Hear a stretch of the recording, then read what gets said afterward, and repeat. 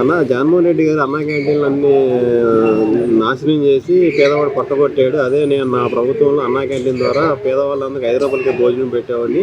మన ప్రభుత్వం అయితే కొనసాగిస్తాం, పెన్షన్ పెంచుతాం అంటున్నా హామీలు ఇస్తున్నాడు కదన్న. ఎలా చూడొచ్చు చంద్రబాబు నాయుడు మాటలు? ఇప్పుడు పాయింట్ నెంబర్ 1, అన్నా క్యాంటీన్లు ఎప్పుడు పెట్టారు? ఎలక్షన్స్కి ఒక 4 నెలల ముందో 5 నెలల ముందో పెట్టారు. అంటే అంతకుముందు ఎవరు భోజనాలు చేయలేదా? అంటే సామాన్యుడు ఎంత లేని స్థితిలో ఉన్నా సరే ఆయన కడుపుకి కావాల్సినటువంటి ఫుడ్ని సంపాదించుకునే పరిస్థితిలో ఉండడా?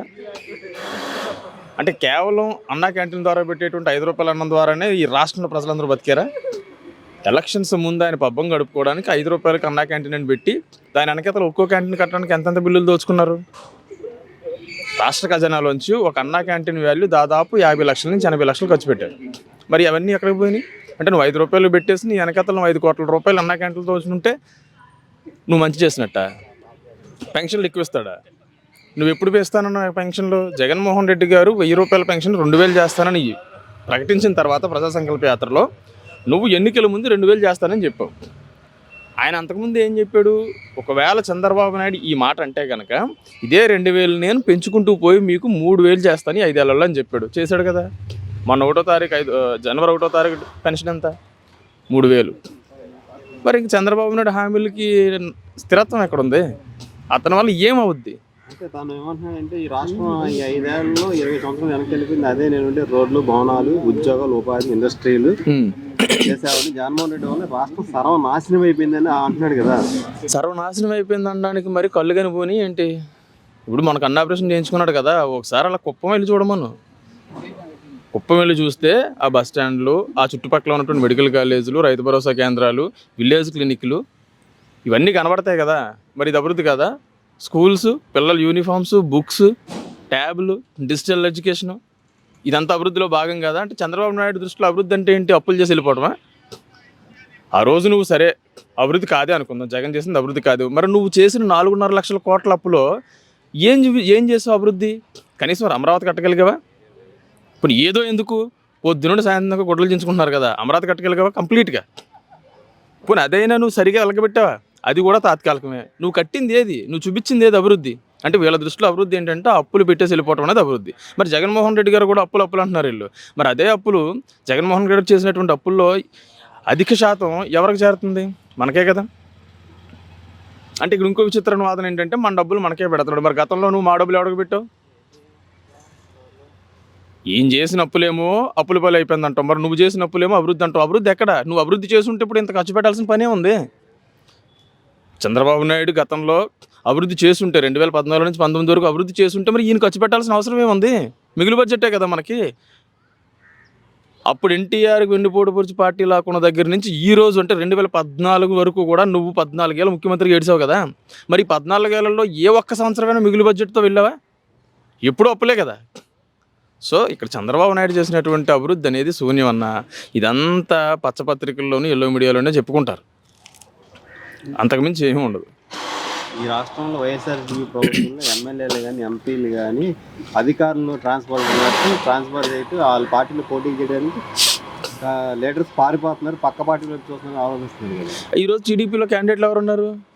నీ దగ్గర క్యాండిడేట్లు లేకే కదా. మేము సీటు లేదు అంటే ఒక రకంగా చెప్పాలంటే మాకు పనికి రావరా బాబుని వదిలేసిన చెత్తని తీసాడు నెత్తిని పెట్టుకుంటున్నాడు. మేము కావాలని పెట్టుకున్న వాళ్ళని టీడీపీ వాళ్ళు తీసుకోవట్లే. మా దగ్గర సత్తా ఉంది, గెలుస్తాడు, మాకు అవసరం అనుకున్న వాళ్ళు నువ్వు లాక్కుంటే ఫోన్లే అనుకుంటాం. మాకు వద్దురా బాబు నువ్వు అని మేము సీట్ ఇవ్వలేము, నీ పనితనం బాగాలేదని మేము పడేసిన చెత్తని నెత్తిని పెట్టుకుంటున్నాడు. చెత్త ఎక్కడ ఉన్నా చెత్తే కదా. నీ దగ్గర క్యాండిడేట్లు ఉంటే వైసీపీ నుంచి బయటకు వచ్చిన వాళ్ళ సంఖ్య ఎందుకు నాగటం? 175 మందిని ప్రకటించవచ్చు కదా, 25 మంది ఎంపీని ప్రకటించవచ్చు కదా. మళ్ళీ సిగ్గు లేకుండా నువ్వు నీ కొడుకు 2 చోట్ల, నువ్వు ఒక 2 చోట్ల పోటీ చేయడానికి సిద్ధపడిపోతున్నావు. నీకు అంత సత్తా ఉన్నవాడు అయితే కుప్పంలో పోటీ చేసుకెళ్ళు. 2వ స్థానం ఎందుకు ఎత్తుక్కుంటున్నావు? ఒకటి చంద్రబాబు నాయుడు గెలుస్తాడా ఓడతాడా అనేది పక్కన పెడితే కుప్పం దాటి 2వ చోట ఇంకెక్కడ పోటీ చేసినా సరే చంద్రబాబు నాయుడు నైతికంగా ఈ రాష్ట్రంలో ఓడిపోయినట్టే, అంతే. అంటే పవన్ కళ్యాణ్ సొంత చెల్లెలకి జగన్మోహన్ రెడ్డి న్యాయం చేయాలని రాష్ట్ర ప్రజలకి ఏం న్యాయం చేస్తాడు? జగన్మోహన్ రెడ్డిని గద్దె దించడమే మా ఎజెండా అంటున్నాడు కదా. అదే చెప్తున్నా కదా, జగన్మోహన్ రెడ్డిని గద్దె దించడమే ఆయన ఎజెండా. ఎందుకంటే చంద్రబాబు నాయుడు చెప్పులు నెట్టుకుని పెట్టడమే ఆయన ఎజెండా. అసలు జగన్మోహన్ రెడ్డిని గద్దె దించాలా ఎక్కించాలా అనేది జనం చూసుకుంటారయ్యా. 10 ఏళ్ల క్రితం నువ్వు పార్టీ పెట్టావు, కనీసం వార్డు మెంబర్ అవ్వలేదు నువ్వు. నువ్వు వార్డు మెంబర్ అవ్వలేదు అంటే అసలు పార్టీ పెట్టింది ఎందుకు? నువ్వు గెలవటానికా లేకపోతే చంద్రబాబు నాయుడు చెప్పులు నెత్తిన పెట్టుకోవడానికా? 2014లో ఏం చెప్పాడు? పోటీ చేస్తున్నాను అన్నాడు. టీడీపీ బీజేపీ హామీలకు నాది పూచి అన్నాడు. కనీసం ఒక మాట అయినా ప్రశ్నించగలిగాడా చంద్రబాబు నాయుడిని? చంద్రబాబు నాయుడు ఇచ్చిన హామీ మీకు మేనిఫెస్టో గుర్తుందో లేదో? 650 పైచీలకు హామీ ఇచ్చాడు కదా మేనిఫెస్టో. మీకు గుర్తుందో లేదో? ఎలక్షన్స్ అయిపోయిన 3 నెలలకి వెబ్సైట్లో మేనిఫెస్టో డిలీట్ చేశారు. ఎందుకంటే అది జనాల్లో ఉందంటే ఇది చేయలేదు ఇది చేయలేదు ఇది చేయలేదు అని ఎవడో ఒక నాబోటోడు అడుగుతాడు కాబట్టి జనాల్లో ఉండకూడదు కాబట్టి వెబ్సైట్ని డిలీట్ చేశాడు. మరి నువ్వు ఆ రోజు ఏం ఎవరి సంఖ్య నాకు అంటే కేవలం పవన్ కళ్యాణ్ అనేవాడు ఒక రాజకీయ విటుడు. ఎవడో డబ్బులు ఇస్తే ఆడి దగ్గర రాజకీయ వ్యభిచారానికి సిద్ధపడి ఉంటాడు అంతే. ఎందుకంటే ఒక పార్టీ పెట్టినట్టుకు ఒక లెక్క ఉంటుంది, ఒక విజన్ ఉంటుంది. ఏంటంటే నా పార్టీ గెలవాలి, నేను నేను నేను అధికారంలోకి రావాలనే తపన ఉంటుంది. నువ్వు ఎంతసేపు చంద్రబాబు నాయుడు చెప్పులు పట్టుకోవడానికి టీడీపీ జెండాలు మోయడానికి పాపం నిజంగా ఈ జన సైనికుల్ని అభినందించాలి. ఎందుకంటే వాళ్ళు ఎంత అమాయకులు ఎంత ఎర్రగొర్రెలు అయితే మాత్రం నువ్వు కాసేపు బీజేపీ జెండాలు మోయమంటావు, కాసేపు టీడీపీ జెండాలు మోయమంటావు, కాసేపు ఇంకోటి. అంటే ఈ రాష్ట్రంలో వైసీపీ తప్పితే అన్ని పార్టీల జెండాలు మోయించాడు. వాళ్ళ జెండా కూలీలను ఊరికే అనలేదు, వీళ్ళు అలా చేశాడు. ప్యాకేజీకి అమ్ముడిపోయి వీళ్ళని తాకట్టు పెట్టాడు. ఇంక పవన్ కళ్యాణ్ మాటలకి ఏమాత్రం ఇది ఉంటుంది అసలు? అంటే సీనియర్ నాయకులు హరిరామ్ జోగి గారేమో నిన్న ఒక లేఖ విడుదల చేశారు. పవన్ కళ్యాణ్ మన కాపులు జనాభా లెక్క ప్రకారం 60 నుంచి 70 సీట్లు కావాలి, 2 నెలలు ముఖ్యమంత్రి కావాలని ఆయన లేఖలో పెరుగుతుంది. దీని గురించి పవన్ కళ్యాణ్ ఎందుకు మాట్లాడట్లేదు అంటే అమ్ముడిపోయినాడు ఎందుకు మాట్లాడతాడు? ఇప్పుడు ఆ జనాభా ప్రాతిపదికన పార్టీకి టికెట్లు కేటాయించి జనాల్లోకి వెళ్తే కనీసం 4 సీట్లు గెలిచే పరిస్థితి ఉంటుంది అనేటువంటిది పెద్దోళ్ళు వాళ్ళు చెప్తున్నట్టు మాట. తప్పేం లేదు కదా. ఎవరి కులం నుంచైనా నాయకులు రావాలి, సమాజంలో మనకంటూ ఒక స్థితి కల్పించుకోవాలి, మన అస్తిత్వాన్ని కాపాడుకోవాలనేటువంటి ఆలోచన ఉంటుంది. మరి పవన్ కళ్యాణ్ ఎందుకు చేయటంటే మీరే అంటున్నారు కదా పవన్ కళ్యాణ్ ఎందుకు చేయట్లేదు అని. పవన్ కళ్యాణ్కి అలాంటి ఆలోచన ఉంటే ముద్రగడ గుడ్డలు ఉడదీసి కొట్టి ముద్రగడ కుటుంబాన్ని లకారాలతో దుర్భాషలాడినప్పుడే ఆ రోజు వకాలు తప్పించుకొని మాట్లాడేవాడు. కానీ ఆ రోజు కూడా మాట్లాడలేదు కదా. కేవలం కాపులు పవన్ కళ్యాణ్కి ప్రాపకం కోసం మాత్రమే కావాలి, అతనికి ప్యాకేజీ తెచ్చిపెట్టడానికి మాత్రమే కావాలి అంతే తప్ప ఎన్నికల్లో ధైర్యంగా నోడు గెలిచినా ఉన్న మగాళ్ళలాగా నిలబడి పోరాడడానికి అయితే అవసరం లేదు. వీళ్ళని నమ్ముకోవటం, ప్యాకేజీ తెచ్చుకోవటం దానికే కావాలి. దానివల్ల పవన్ కళ్యాణ్ కాపుల గురించి ఏమీ మాట్లాడు. ఎందుకంటే ఇప్పుడు కాకపోతే ఇంకెప్పుడు కాపులకు రాజ్యాధికారం అనేటువంటి పరిస్థితి నుంచి మొన్న బీజేపీ, ఈరోజు టీడీపీ, రేపు ఇంకొకడు ఊడిగం చేయడానికి వీళ్ళని బతుకుతారు ఇది చేస్తున్నాడు తప్పితే వాళ్ళకంటూ ఒక ఆత్మాభిమానాన్ని నిలబెట్టే పరిస్థితులు ఎక్కడా లేదు. అంటే జగన్మోహన్ రెడ్డి గారు ఎన్నికలకు మేము సిద్ధమని వాల్ పోస్టులు పెట్టారు. అదే జనసేన కార్యకర్త కూడా మేము సిద్ధమని వాల్ పోస్టులు పెట్టలేదు. ఏంటండి ఈ పోస్టుల గురించి?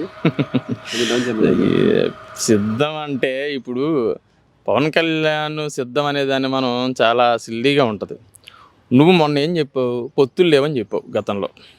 ఈ మధ్యకాలంలోనే కదా నువ్వు 2014లో టీడీపీ బీజేపీ కలిసి అలయన్స్లో పోటీ చేసిన తర్వాత బీజేపీ నన్ను కుక్కలా చూసింది, లడ్డూలు పాచిపోయిన లడ్డూలు ఇచ్చిందని చెప్పేసి బీజేపీ నుంచి బయటకు వచ్చావు. తర్వాత చంద్రబాబు మా అమ్మని తిట్టించాడు, నా కుటుంబాన్ని మా అమ్మ పరువు తీసేశాడు, నాకు గుండు గీసింది పరిటాల రవి అని ప్రచారం చేసింది కూడా చంద్రబాబు టీడీపీ వాళ్ళే.